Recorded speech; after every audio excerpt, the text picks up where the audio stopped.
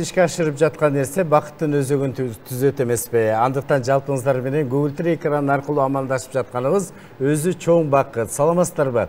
Урматтуу телекөрүүчүлөр, Элтер мамлекеттик телерадио компаниясында ыргайланган өмүр көрсөтүүсүнө кош келиңиздер. Албетте биз мына ушул кыргыз оон дүйнөсүндө өзүнүн кереметоондору менен эл ичинде жашаган ырлары менен белгилүү оончу композиторлордун эмгектерин чагылдырып келебиз. Бүгүнкү биздин төрүбүздө дагы эмгегинен баар тапкан өмүр бою кыргыз искусствосуна, кыргыз музыкасына салым кошуп келе жаткан бүгүн дагы керемет оондорду чыгарып, оондору элдик ырга айланып отурган президенттин ардак грамотасынын ээси, маданияттын мыкты кызматкери, биздин элибиз эчек гана бул инсанга эл артисти, эмгек сүйгөн артист деген наамды ыйгарып, бүгүнкү күндө дагы мына ушул кадырлуу, бактылуу турмуш кечирген оончу жана аткаруучу композитор Адылбек Кыязов биздин төрүбүздө. Адылбек агай, кош келиңиз. Сизди көргөнүзгө чексиз кубанычтабыз. Адамды эки нерсе картайтпайт дейт. Бири жакшы сөз, экинчиси жакшы мүнөз. Качан көрбөйлү, албетте бул сиздин мүнөзүңүз ушундай жумшак, жөнөкөй, ошондон улам мыкты оондор жаралып жатса керек. Урматтуу телекөрүүчүлөр, биздин көрсөтүүбүздүн биринчи бөлүгү ыр дүйнөнүн башаты деп айтабыз. Албетте, мына ушу сиздин чыгармачылыгыңыз, кичи мекениңиз бул атактуу залкарлардын мекени болгон Актала өрөөнү чыгармачылыгыңыз ошол жерден башталдыбы? Өзү көргөн чыгармачылык айылда ал убакта Союз убагында көп мындай элдик иш-чаралар, мектептин иш-чаралары, калка совхоздордун иш-чаралары, райондун иш-чаралары аябай көп болор эле да. Анан ошонун баарына активдүү катышып, анан ошол жактан биринчи жеңиш менин айдым жеңишке таанылып, анан Акталага таанылып, анан 11-классты бүтүп, анан бияка келип анан башталат. Анан тааныла баштадыңыз. Агай, сиздин бейнеңизди карап турсак, 6 жашыңыздан комуз үйрөнүптүрсүз. Кантип үйрөнүп калдыңыз? Туптуура. Бул кээ бир адамдар мынтет, мен деле кээде үй бүлөлүк айтат да, балдарыңды сен музыкант кылбайсың. Эмне үчүн музыканы училищага бербейсиң же школага бербейсиң? Ал адамдын өзүнүн бир тубаса баягы ичинен чыккан, жалындап турган бир өзү тартып турат экен да. Эмнеге шыктуу болсоң ошол нерсеге тартып турат да. Ал эми мен болсо ошо бала кезимден ошондой кыяктын чыкканда, аккордеондун чыкканда каяктан чыгып алса да ошол канчалык алыс болсо да ошол жүгүрүп барып ошол тартып аткан кишинин алдына отуруп алып, жанына отуруп алып угуп, ушундай өзүнөн өзү тартыла баштайт экен да. Комуз черткен ушу айылда аксакалдар бар эле, ошолор комуз чертип калганда жанына чуркап барып угуп, өзүнөн өзү тартат экен да. Ошентип отуруп эле ошо 5 жашымда, 5тен 6га караганда ушундай таятамда төрдө отуруп алып, ошондо 70тен ашып калган кез экен, 75-терде. Анан төргө отуруп алып комуз чертип, ошонун жанына барып, ошол комуздун күүлөрүн угуп, ушундай аракат алчу элем да. Мына ошол комуздун күүсү сизди чыгармачылыгыңызга чоң шык бериптир да, Шык берет экен ошондой. Анда биз болсо азыр сиздин дагы бир обондоруңузга кезек берели.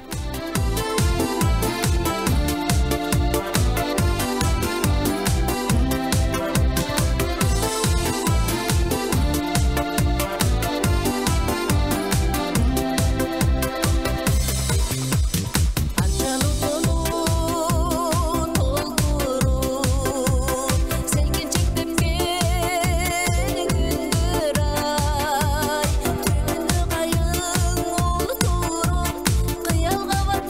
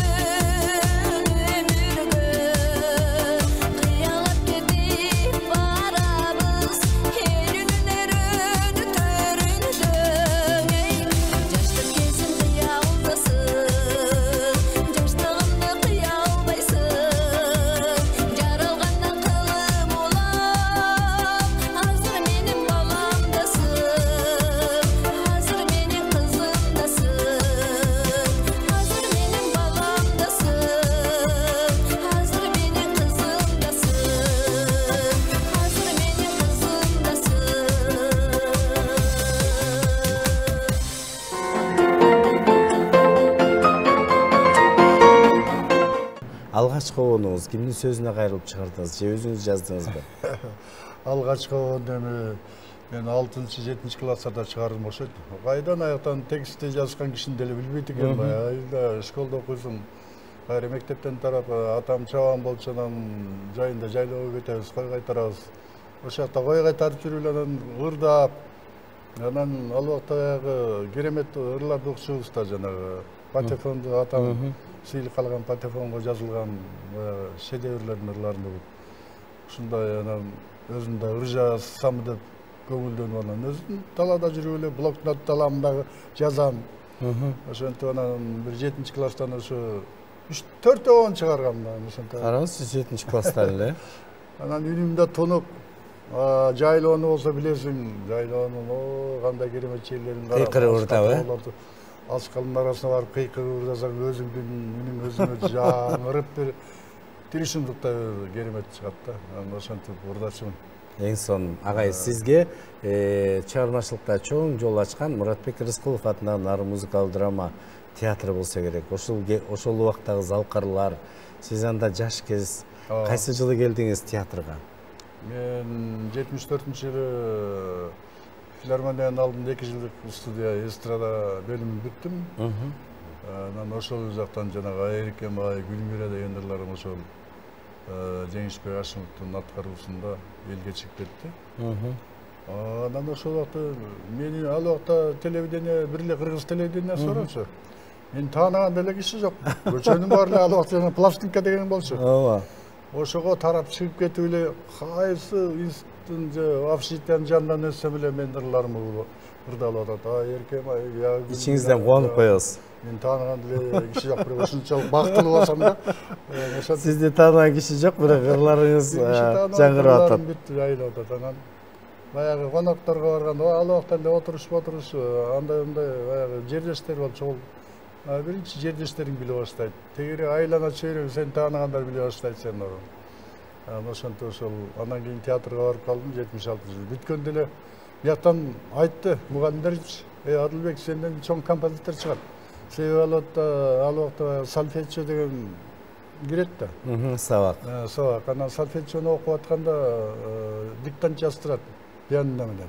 Ойно көрүп коет, анан ошону жазышың керек да, успейт деп. Анан балдар бүт электе мен жазып туруп анан баягы агайдын алдына алып барып таштап койчумун. Сен бошсуң бара деп. Анан ошо бүтүп атканда айтты, Адылбек сен биякта алып искусство институтунда оку. Композиторский ачылып калган да. Сенден чоң композитор чыгат. Айылга барганда эмне кыласың сен? Негедир ушу Нарын театры мени тартып туруп алды да, Караңызчы. Анан бүткөндө эле эчтекени карабай туруп Нарын театрына кетип калдым.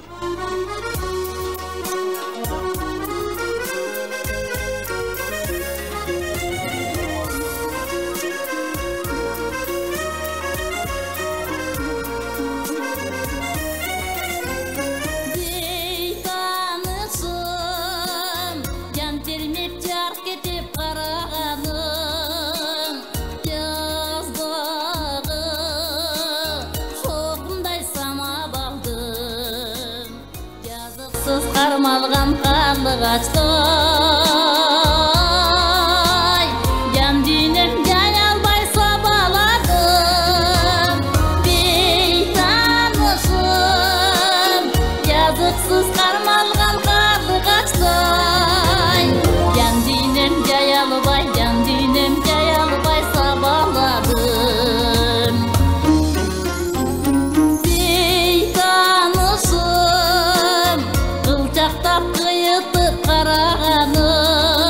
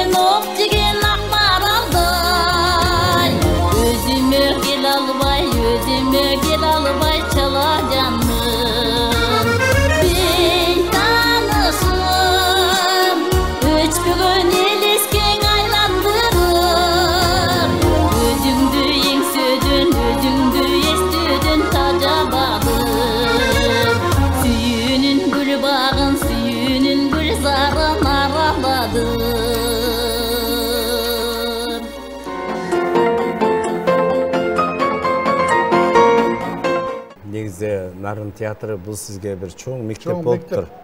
Анан дагы ушул сиз келген жылдары Жумабедин Шералиев өңдө залкырларды көрүп, ушулар менен маектешип калдыңыз.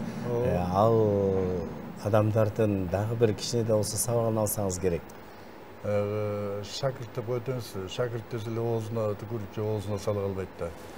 Ошол бийик адамдар менен, ошондой таланттуу адамдардын жанында жүрсөң эле, ошо кишинин баскан турганын, ошо кишинин кылган ишин, ошо кишинин обал чыгаргандарын баарын карап туруп эле ошо акындык менен адам өзүнө сиңирип берет экен да. Анан ушу Шекем дагы обон чыгарып атканда эми ал киши да өзү майып киши да, анан ушу 3 колу менен отуруп алып фортепианонун жанына отуруп алып анан обондорду ойноп, обонду чыгарганда мен ойлочу элем да, эгерде ушул Шекем мүмкүн ушул 12 мүчө саман болгондо мындай обондорду чыгарбайт беле деп кээде ойлоп кетем да. Анан ушундай керемет обондорду чыгарып, ошолорду угуп чоңойдук. Шекем, Сейитказандабеков, Койсун Карасатов, же Капарова, Бакирдинова, Кеңеши, же Калемкашы, толтура, Тамара же анан кийин долоонду бүркүрөп чыгарып аткан баягы Кезекен, Сагыйпе же эмне деген таланттардан иштешти. Кандай залкарларды көрдүңүз, Мынакей ошол залкарлардан бат алып бүгүнкү күнгө чейин келип дагы талбай обондорду чыгарып келесиз. Анда биз азыр кош жылдыздар Адылбек Кыязов, Дамира Баратбаеванын аткаруусунда керемет ырга кезектирели.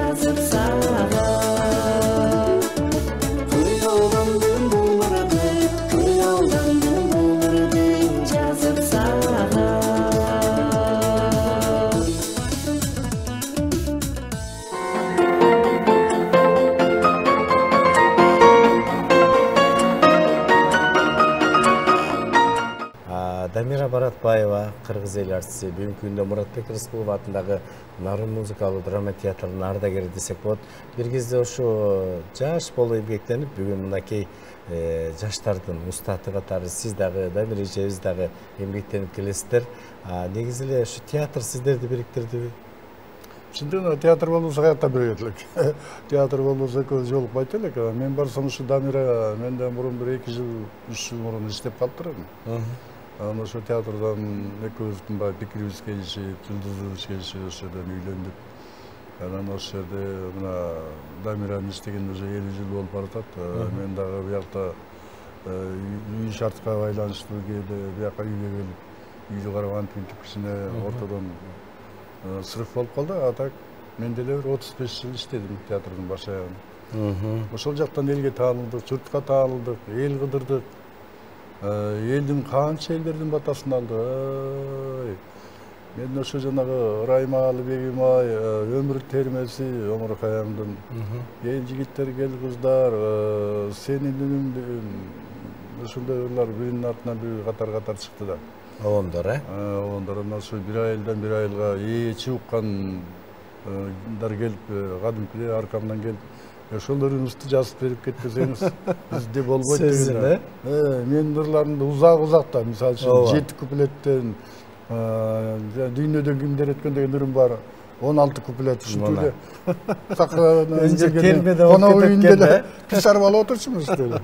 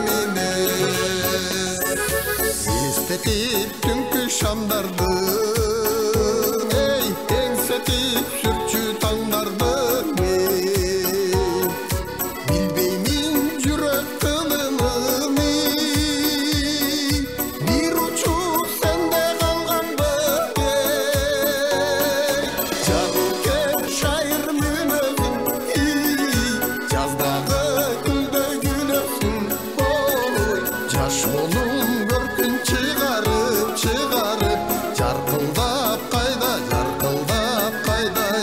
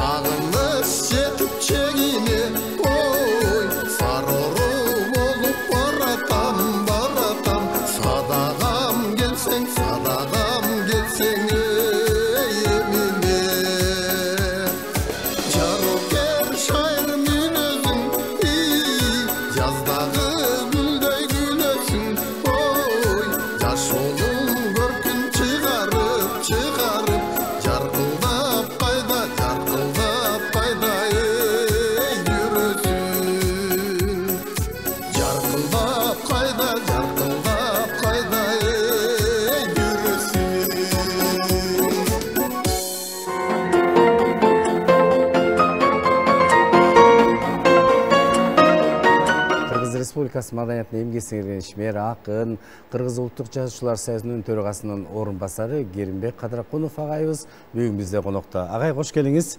Сизди көргөнүзгө абдан кубанычтабыз. Кайсы жылдардан баштап ушу чыгармачылыкта бирге байланышып жүрөсүздөр? Адылбек Кыязовдун көп ырлары, көп ондору жекеле Кыргыз Республикасында кыргыз окурмандарын эмес, чет жерлерде дырдалды да. Илгери комсомол күчүндө болуп турганда, шу Москвада чоң иш-чара өтүп, ошол чоң иш-чарадагы Адылбек Кыязовдун ырын Кыргызстандан барган жаштар, комсомолдор, жаш күчтөр шу ырдашты эле. Шу белгилүү болгон Кыргыз музыкалык драма театры бар. Кыргыз искусствосуна залкарларды берди, мыкты-мыкты залкарларды берди. Ошол залкарлардан өнөрүн үйрөнүп, ошолордун үлгүсүн алып, усулун алып, жаңыдан кадам иштеп, иштеп калган мезгил экен Адылбек Кыязовдун музыкалык драма театрында. Анан бир кишилердин койгон спектакли ар дайым музыкалык ырлар менен коштолчу. Бир өзгөчөлүгү кайсы жерлерди кыдырбасын, кайсы чарбага барбасын ал кезде ушул бир спектакль коюшат, анан ага андан концерт беришчүлү да. Ошо концерттик номерлеринде Калыбек Тагаев, ошо жактан Жумамедин Шералиев деген залкарлар, ушулардын оондору жаңырар эле. Анан биринчи алгачкы Шүйдүрүм деген ырдын текстине Адылбек Кыязов оон жазган экен, оон жараткан экен. Ошол оонду ошо эл аралап ырдалып калды. Эң жакшы. Ошондон баштап мен Адылбек Кыязов менен таанышып, мамиле түзүп, үй бүлөлүк шартта дагы байланышып калдык. Адылбектин раматлыга энеси болор эле. Ушу мен ойлойм эртең менен жумушка узатып, кечинде жумуштан тосуп алып турар эле ошо кишичи. Ушунчалык абдан мээримдүү эле. Ал энебиздин колунан дагы чай иштик. Адылбектин үйүнө барганда энебиз ушу дасторконун жайнатып, жакшынакай чечилип сүйлөп, кубанып жете албай тосуп алар эле биздичи.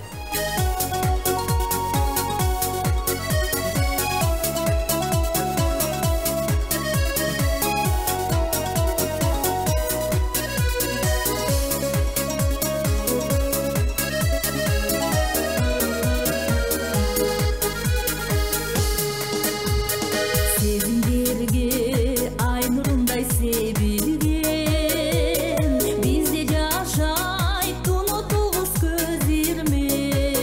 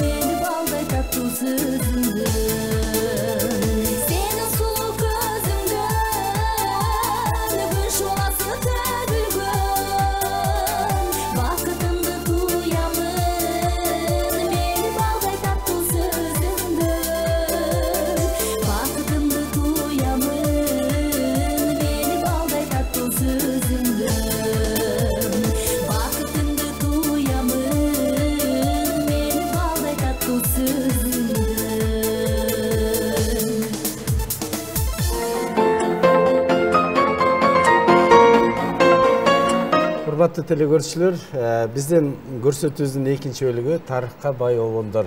Албетте Адылбек Кыязовдун обондорлорун айтсак, биринен бири өтөт.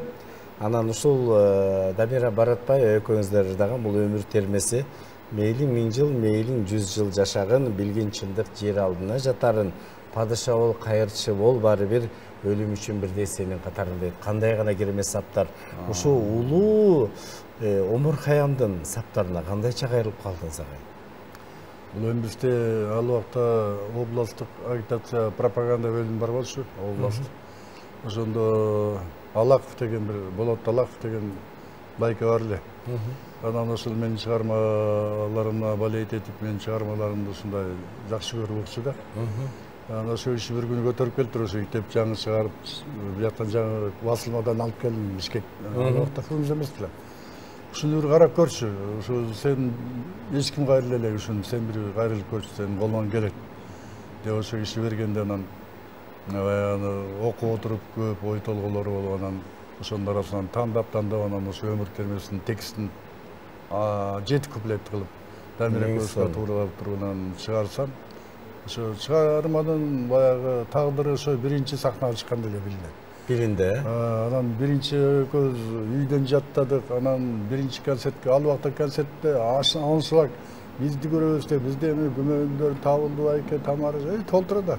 Ошонун баарын көрөбүз деп жөн эле концерт аншлаг менен өтүштү. Эл батпайт. Эл батпайт. Ошондо биринчи чыгып эле калчылдап эми тиги Жаңылбай ырдаса экен деп ырдасак эле дүркүрөгөн кол чабуулар менен кетти. Анан бул ырдын өмүрү узун болот экенин билесиң да. Туура, мына ушу бардыгыбыз жакшы көргөн ушул өмүр термеси.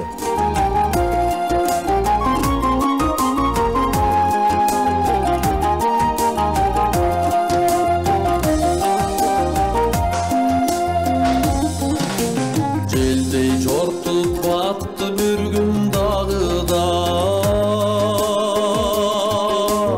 ал өмүрдүн кетти келбей жагынан,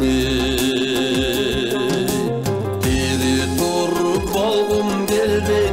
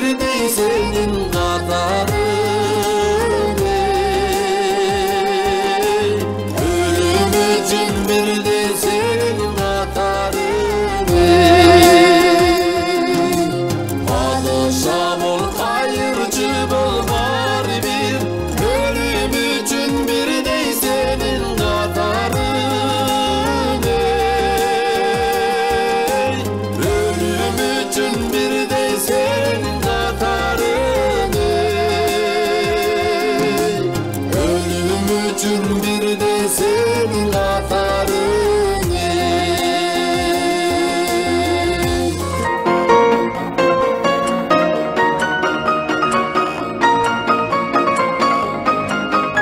Өмүрдө күйүп жанасың, өмүрдө кубар тарасың. Ырахат элге тартуулап, ырымда менен канаттым дейт. Канат обондордун жаратуучусу Адылбек Кыязов агайыбыз бүгүн биздин төрүсү. Адылбек агай, биздин экинчи бөлүгүбүз тарыхка бай обондор. Мынакей азыр эле ошол Омар Хаямдын мына сөзүнө жаралган обонго токтолуп кеттиңиз. Андан кийинки мынакей ушул Гүлмира деген ырыңыз. Ар бир жаштар бүгүнкү күнгө чейин ырдап жүрөт. Эй Гүлмира күндө келе мен сага депчи. Бул ыр кандай жаралды агай? Бул ошо студияга тапшырдым деп айта атпайм, студияда окудум. Ошондо окуп жүргөн кезде аккордеон бар, общежитиянын 4-нчи этажында, 5-нчи этажында жашайбыз. Анан ошо терезелерди ачып коюп, баягы студиянын балдары ар жакта финансовый техникумдун кыздары окушат. Ошол жакта карап эле ырдай берчүбүз да. Ырдап, анан мен өзүмдүн ошондой илхам бар экен да. Ушул кайрыктар келип калды, анан отуруп алып кээде мен текстте жазбайм мында майда-чүйдө деген. Анан отуруп анан текст жаздым да. Текст жазып анан ырдасам эле балдары жактырып калды. О, жакшы экен деп эле. Оон чакырды өзү эле. Оон чакырды. Анан ошондон эч кандай сүйүүсү жок эле. Ошондой бир өзүнүн адамдын илхамы келгенде ошондой ырлар чыгып калат экен. Сөзү дагы баягы оңой эле. Эй Гүлмира, күндө келе мен сага. Бул эми шлягер да, көңүлүн ача турган бир кандай өзүнчө мажорный адамдын көңүлүн көтөрө турган. Канча жигиттер, канча балдар ушул ырларды ырдап алып, Аяркен ырдап алып, Гүлмираны ырдап алып, кыздары менен таанышып, көптөр айтып калат да, жер кыдырып биз көп жүрдүк да. Ооба. Мен ушул Гүлмираны гитара менен ырдап атып анан менин келинчегим мени сүйүп калып ошондон үйлөнгөнбүз дегендей сыяктуу. Эң сонун. Анда баардыгыбыз жакшы көргөн мына ошо Гүлмира деген керемет обонго кезек берели.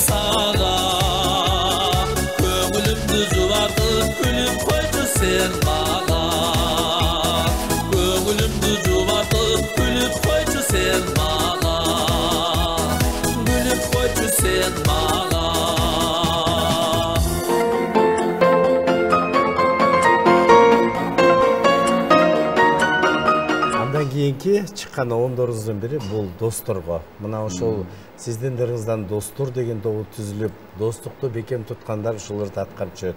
Бул ырыңыз качан жарык көрдү агай?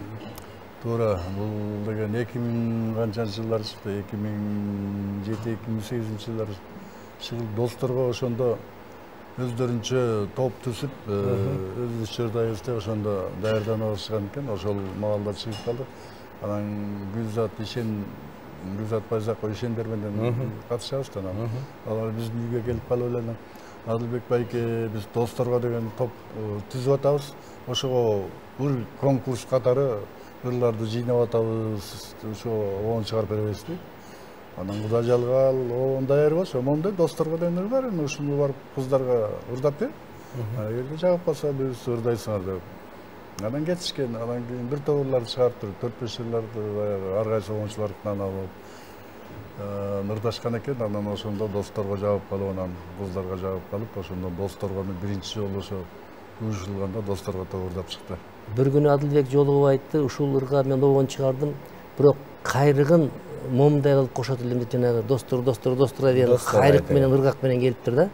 Ошондой маселе койгон, ошону ырдап бүгүнкү күнгө чейин ырдалып жүрөт. Көп учурлар ырдалып жүрөт да. Бул Адылбектин эмне үчүн элге улуктуу ондорду жагымдуу болгону, бул улуттук колорит иштейт да. Улуттук колорит иштейт. Анан улуттун угармандары сүймөнчүк менен угат дагы сүймөнчүк менен ырдап жүрүшөт. Бүгүнкү күнгө чейин ырдашат.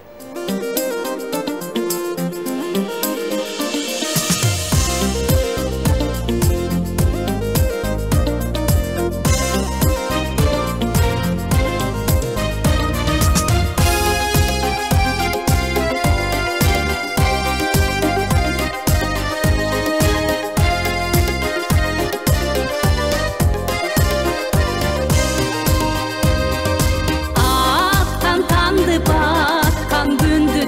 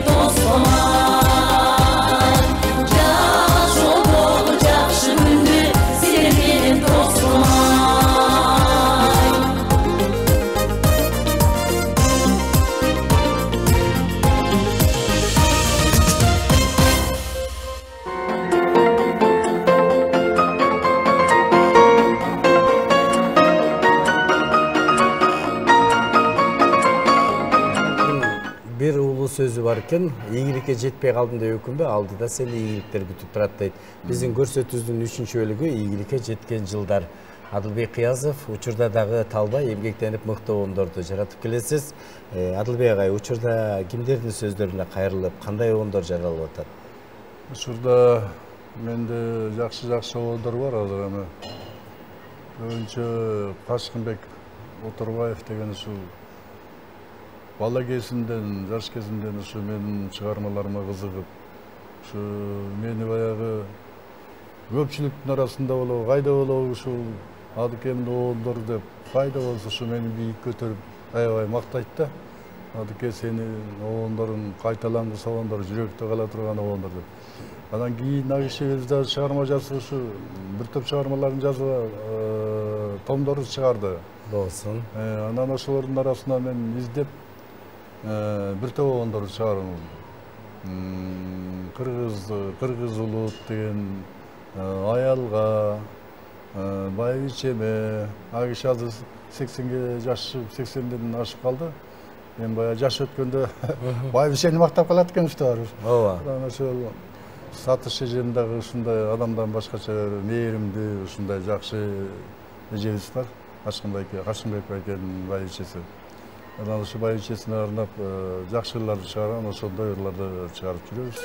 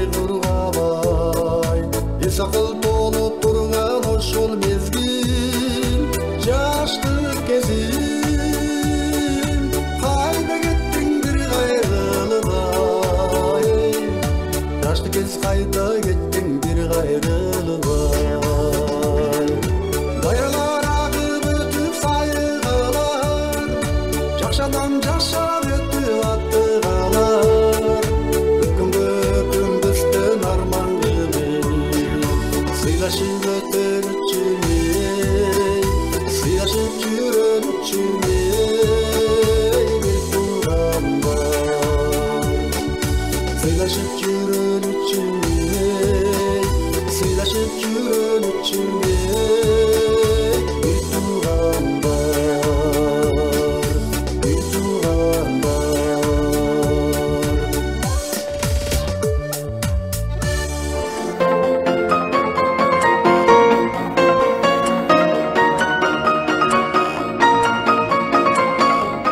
Адылбек агай, сизге ыраазычылык. Албетте бүгүнкү бизден ыргайланган өмүр көрсөтүүбүз мына сиздин чыгармачылыгыңыз туурасында болуп жатат. Дагы деле талбай эмгектенип келе жатасыз. Ырларыңыз дагы мына элдин жүрөгүндө жашап атат. Ошондуктан сизге эркин микрофон, көрөрмандарыңызга, биздин телекөрүүчүлөргө. Гүлмиралардын алды 60-тан ашып, жашы 45-ке чыгып калды, эң жашы. Эне болушту дейсизби? Эне болушту, апа болушту, тайене, чоң апа болушту. Эми ошо менин талантымды сыйлап, биздин ошо сахнадан не деген кол чабууларды укпадык. Ой, көпчүлүк артисттер өмүрүндө андай кол чабууну эңсеп жүрүп өтөт. Мен Кудайга миң мәрте ыраазымын. Şu el biz sahnaya çıkkanda düşürüç emez. Uşul vaka çeyin sahnadan дүркүрөгөн кол чабуулар менен жүрөбүз. Айланайын кыргыз элим аз көппү сиздер үчүн эмгек кылдык. Ушул эмгеги сиздердин жүрөгүңүздө калса, мен бактылуумун деп сезем. Сиздерге чоң рахмат. Сиздер болбосоңуздар бизди каяктан ким колдоп ушул сахнада бу телевидениеде отурат элек. Ошон үчүн сиздерге ийгилик башымды ийем, чоң рахмат. Ден соолукта болгула, көп жакшылыктарды каалайм. Жерибизде, Кыргызстанда тынччылык болсун элибиз. Рахмат агай, бүгүн жалпы телекөрүүчүлөргө гүлдөн керемет обондорду тартуулаган сиздей инсандар көп болсун. Сизге бекемден сол узун өмүр каалайбыз. Дагы мыкты обондор жарала берсин. ЛТРдин төрүнө жакшы обондоруңуз менен келип туруңуз. Рахмат. Урматтуу телекөрүүчүлөр, жалпыңыздарды дагы бир жолу бүгүнкү жакшы эс алуу күнүңүздөр менен чын дилден куттуктайбыз. Ал эми бизге жакындан жардам көрсөткөн Борбордагы Заман ресторан жалпы жамаатына ыраазычылык билдиребиз. Жакшылыклар дайыма жан дүйнөңүздөргө азык болсун. Ушуну менен ыргайланган өмүр көрсөтүүбүз соңуна келип жетти. Кийинки көрсөтүүдөн амандашканча саламатта калыңыздар.